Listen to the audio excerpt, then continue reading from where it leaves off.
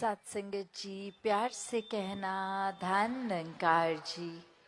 बराना के इस मैदान में जहाँ सभी सत्संग का आनंद ले रहे हैं और संतों की वाणी को श्रवण करके कि कैसे ये परमात्मा ने इस संसार के कण कण में अपना जहाँ अस्तित्व रखा है, वहीं ये इंसान ही हैं जो फर्क डालते हैं। कभी जात पात का फर्क, कभी एक अमीर गरीब का फर्क, कभी रंग का फर्क, कभी एक राज्य, एक भाषा, खान पान, ऐसे अनेकों फर्क नफरत के तो इंसान ने डाले कि किस तरह एक परमात्मा को भूलकर इस तरह जीवन को बना दिया है कि जो हमारे जैसे हैं वो तो अच्छे हैं, बाकी जो हमारे जैसे नहीं हैं वो अच्छे नहीं हैं।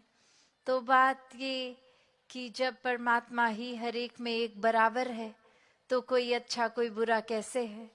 हर कोई श्रेष्ठ, हर कोई प्यारा, हर कोई पूजनीय, हर एक में ही ये परमात्मा को बस देखना है। और ये नज़र किस तरह मिलती है कि हर एक में ही अब परमात्मा नजर आए। तो पहले परमात्मा को जानना, ब्रह्म ज्ञान लेकर परमात्मा को जीवन में हर पल के लिए शामिल करके भक्ति करके, फिर जब ये प्यार हो जाएगा परमात्मा से तो हर एक से होगा। फिर ये नज़र नहीं देखेगी कि कोई हमारे गांव का है तो ही ठीक है, कोई बाहर का है तो ठीक नहीं है। नहीं, फिर तो अपने पराये का भी फर्क मिट जाता है। अपना परिवार फिर कुछ एक गिनती के सदस्य नहीं, पूरा संसार ही अपना लगता है। हर एक से वही प्यार, हर एक के लिए प्रार्थना रहती है कि हर कोई अपने जीवन में जहाँ एक सामाजिक रूप में भी एक बढ़ाई प्राप्त करे, वही आध्यात्मिक रूप में भी हर एक का हर पल ये आत्मा की तड़प इस परमात्मा से मिलकर खत्म हो। तो संतों ने तो यही पैगाम दिया है कि जीवन में फर्क मिटाए जाएं। और ये फर्क सिर्फ एक अपनी असली पहचान जब हो जाती है, जब जान लेते हैं कि परमात्मा क्या है, कहाँ है। एक आत्मा जो मनुष्य शरीर में है अभी हमारे, ये पहले कहाँ थी, क्या थी, और बाद में शरीर खत्म होने के कहाँ जाना है। ये एहसास हो जाता है कि परमात्मा की ही उपज परमात्मा इस शरीर में भी और शरीर के बाद भी आत्मा परमात्मा में ही, जहाँ ये परमानेंट, ये हर समय विराजित है। तो वही एक निज घर भी है। ये एक होने की बात, एकत्व परमात्मा से स्थापित होने की बात, और फिर यही एकत्व एक मानव का दूसरे मानव के प्रति भी होता है। ये वननेस कायम होना, ये दीवारों की भी जो बात आती है, मनों में दीवारें हैं तो ये खुद ब खुद गिरती हैं। फिर ये कोई वो बात नहीं होती कि गिरानी पड़ती हैं, नहीं।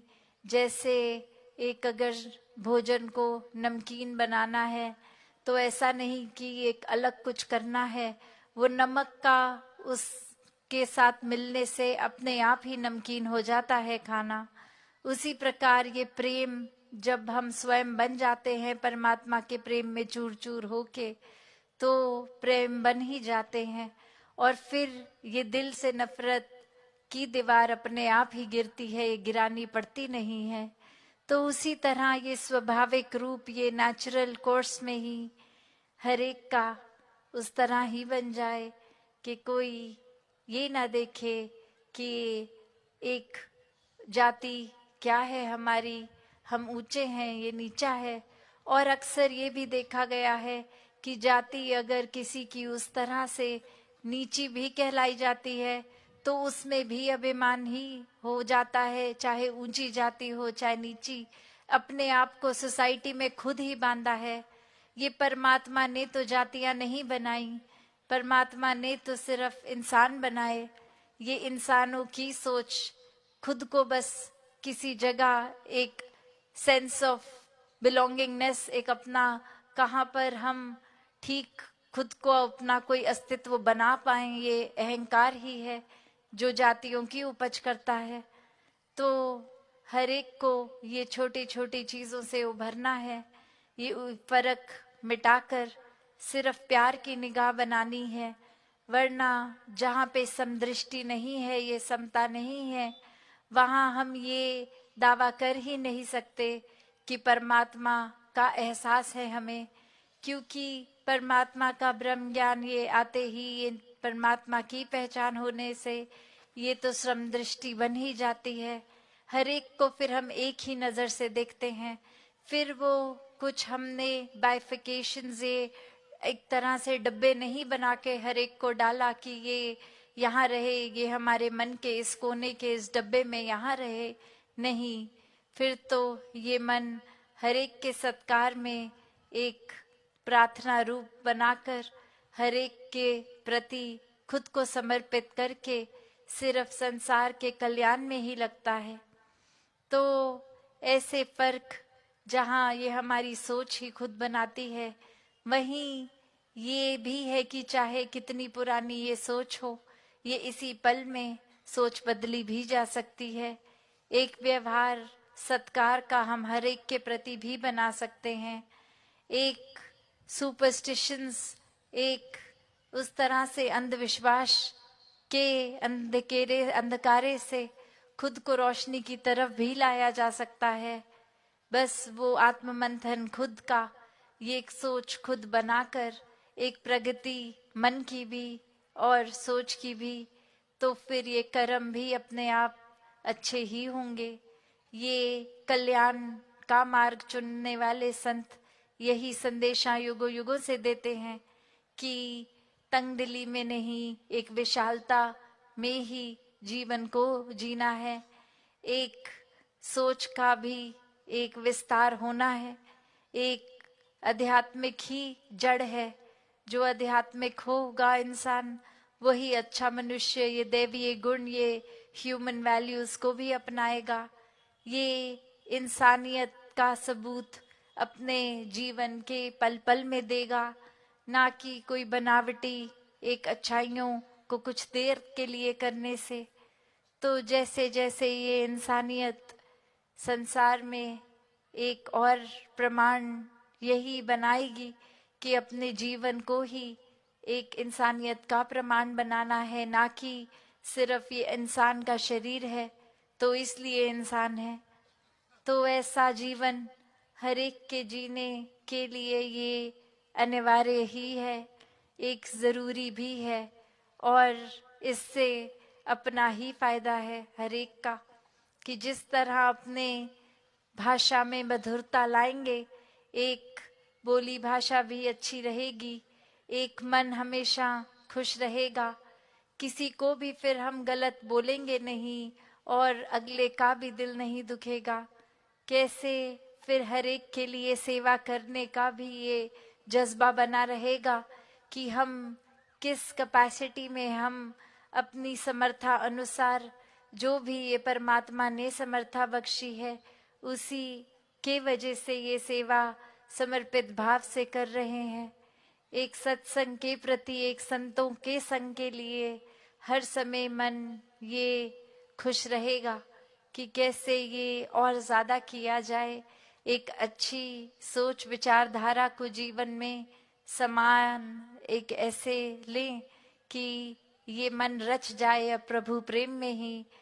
और फिर कैसे ये सुमिरन रूप की लड़ी भी चली रहती है, चाहे पूरे दिन में कुछ भी कर रहे हों, मन तो परमात्मा में ही है, काम चाहे जो मर्जी हो, और फिर वो काम भी अच्छा ही होता है जो परमात्मा के एहसास में होता है। वरना तो एक पल नहीं लगता कि यहाँ ये एहसास, ये लड़ी, एक लगन, एक जो लिव जुड़ी है परमात्मा से, वो टूटी कि फिर मन वापस एक भ्रष्ट रूप ले लेता है। मन फिर अपनी ये उछल कूद में लग जाता है। मन फिर एक नेगेटिव सोच को भी अपना लेता है, एक बुराई की ओर चले जाता है, एक ढलान की ओर नीचे को गिरता है। पर वहीं संतों ने चेतनता भी बख्शी कि अगर ऐसा है, जिस पल खुद को समझ आए कि ऐसा हम कर रहे हैं जो संत मति के अनुसार नहीं है, तो उसी पल खुद को संवार लिया जाए। ये आत्ममंथन, ये आईना तो परमात्मा रूप हर समय है। आत्ममंथन करके हम अगर सोचें बस कि जो कर रहे हैं उसका एक जरूरत भी है करने की कि नहीं, जो कर्म कर रहे हैं क्या वो हमारे लिए लाभदायक हैं कि नहीं, क्या वो औरों के लिए लाभदायक हैं कि नहीं। तो इस तरह से खुद को बदलने का भाव संत रखते हैं, एक अकड़ में नहीं, एक अहंकार में नहीं।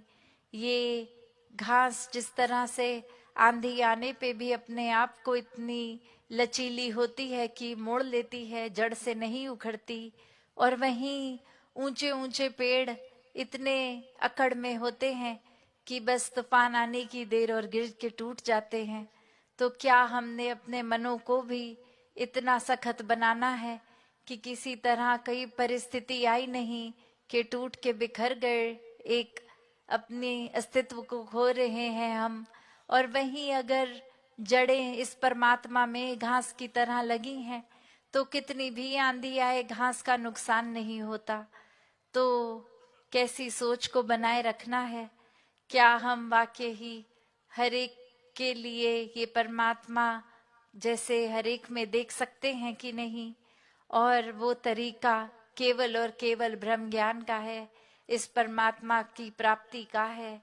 एक जीते जी जहाँ परमात्मा के दर्शन करके हर एक को हर एक पल में फिर ये परमात्मा एक समान ही नजर आता है, वहीं ये जीवन एक हमेशा से इंसानी जीवन को महान रुतबा भी मिला है कि ये जीवन मानुष का तन मिला है, तो ये बहुत ही एक लाभदायक पल चल रहे हैं।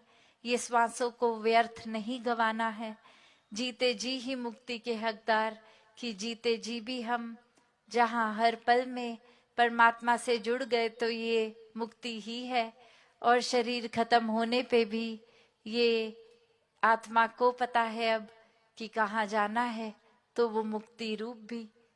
तो जहाँ संसार में हर एक ने यही प्रयास करना है कि अपना जीवन भी इस परमात्मा से जोड़कर संवार लें, और वहीं एक प्रेरणा बने हर एक के लिए भी, एक जीवन अपना अपने कर्मों को इस तरह से कर लें कि फिर वो दिखावटी बात नहीं, अंदर से तब्दीली है। एक खुद को ही बदलने की शुरुआत खुद से खुद तक, और ये जब खुद को संवार लेंगे तो फिर किसी को हमें चिल्ला के बताने की जरूरत नहीं है कि एक अच्छाई है हम में, एक हमारा सत्कार करो।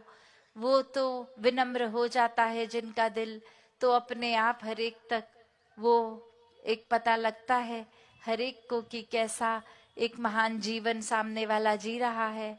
और तब ये मन में इच्छा भी नहीं रहती कि कोई हमारी प्रशंसा करे, हम इसलिए अच्छा जीवन जिएं। नहीं, ये अच्छाई इसलिए मन में आए क्योंकि परमात्मा से प्यार है और परमात्मा के प्रेम में ही सब कुछ हो रहा है। तो फिर ये चतुर चालाकियां, ये कुछ चुनिंदा लोगों के आगे एक खुद का व्यवहार अच्छा दिखाने की इच्छा से नहीं, पर वाकई ही खुद के ही संवारने के लिए खुद पे मेहनत हो रही है। तो दातार कृपा करे हर एक पे कि ऐसे ही भेदभाव से हट के जीवन जिया जाए, प्यार में जीवन जिया जाए, एक संकीर्णताओं में नहीं, दिलों को सोच को विशाल करके जीवन जिया जाए। इस परमात्मा को जानकर फिर इससे प्रेम करते हुए हर पल जीवन का जिया जाए। ये जीवन की रिस्पॉन्सिबिलिटीज, ये जिम्मेवारियां भी हर कोई जहाँ बखूबी निभाता जाए, वहाँ एक ये रिस्पॉन्सिबिलिटी भी कि एक जीवन मिला है तो वो आध्यात्मिकता के लिए भी सबसे पहले एक मन हमेशा आध्यात्मिक होकर रहे, परमात्मा के इस जुड़ाव में, इस प्यार में रहे। एक सबसे पहले वो जिज्ञासा आनी भी, एक क्यूरियोसिटी कि परमात्मा कहाँ है। एक अंग संग है तो दिख क्यों नहीं रहा, तो ब्रह्म ज्ञान वही है कि ये रंग रंग में और ये बेरंगा भी, ये जो किसी भी परिभाषा से जोड़ लें, ना ये कटेगा, ना इसको अग्नि कुछ कर सकेगी, ना ये किसी तरह भी तब्दील होने वाला परमात्मा हर जगह जो कायम दायम है। ये जीवन में इसका दर्शन करके, इसके एहसास में रहकर फिर जीवन जिया जा सकता है। तो ऐसा जीवन हर एक को मुबारक हो, ऐसा जीवन जीने के हर कोई हकदार रहे। सत्संगत जी, प्यार से कहना, धन निरंकार जी।